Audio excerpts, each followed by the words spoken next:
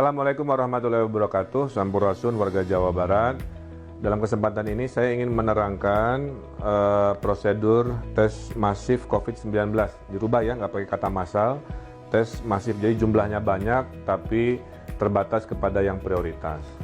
Nah, tes masif COVID-19 ini tujuannya bukan untuk ngetes semua orang. Ya, sekali lagi bukan untuk mengetes semua warga. Tujuannya adalah mencari peta persebaran COVID-19 dari mereka-mereka yang dicurigai dan radius ya mereka di mana. Kedua, memutus mata rantai persebaran yang sekarang kita duga ada di Jawa Barat. Tiga, tadi tidak untuk semua orang.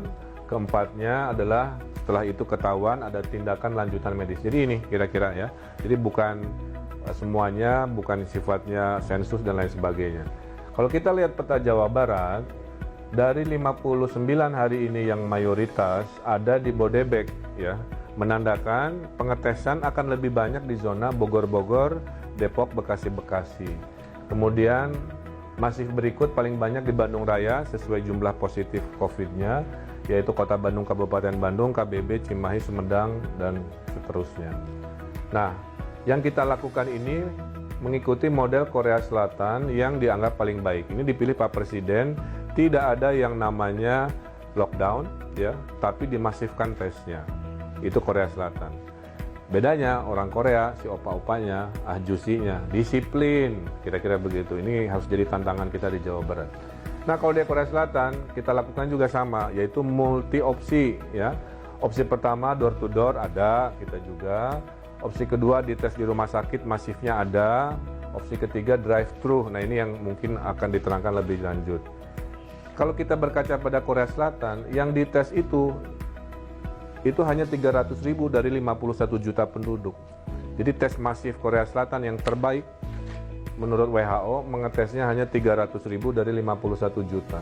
Totalnya hanya 0,6%. Kesimpulannya, tidak untuk semua warga, ya, tapi untuk menyampling, uji petik, mencari peta persebaran.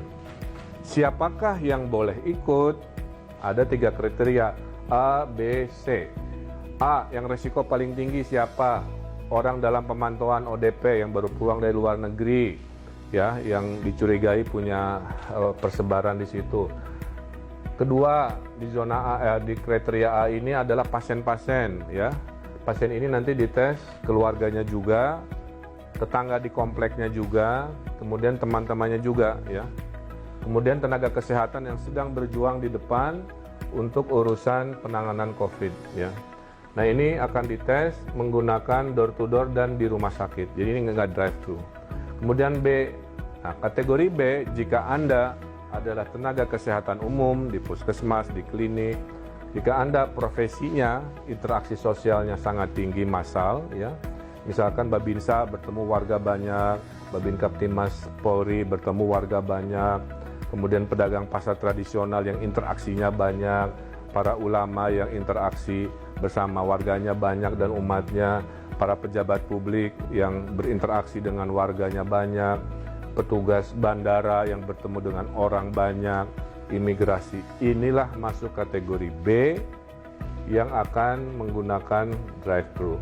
Terakhir, jika Anda warga Jawa Barat yang ada gejala-gejala, nggak enak badan, sakit-sakit, dan butuh keyakinan, maka Anda masuk kategori C yang bisa dites. A, door to door cek rumah sakit, ya diceknya. B dan C tadi kategorinya drive thru. Drive thru juga nggak boleh datang sendiri.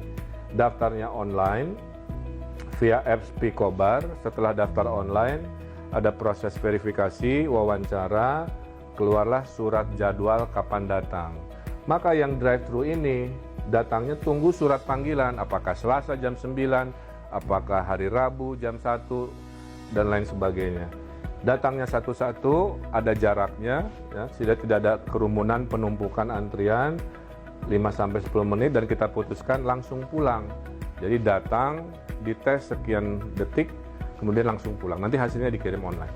Jadi kesimpulannya, jika Anda sehat, tidak masuk kategori bergejala, tidak masuk kategori profesi-profesi yang resiko tinggi, tidak masuk golongan yang sangat rentan terhadap situasi hari ini, tidak usah ikutan tes masif. Di rumah saja, tolong mereka dengan di rumah saja, dan jaga jarak, social distancing, itulah yang bisa Anda lakukan. Saya kira insya Allah penjelasan ini jelas, jangan panik, tenang, insya Allah pemerintah tanggap, responsif, dukung kami dengan Anda jaga jarak dan tinggal di rumah. Hatur nuhun, mudah-mudahan menjelaskan. Wassalamualaikum warahmatullahi wabarakatuh.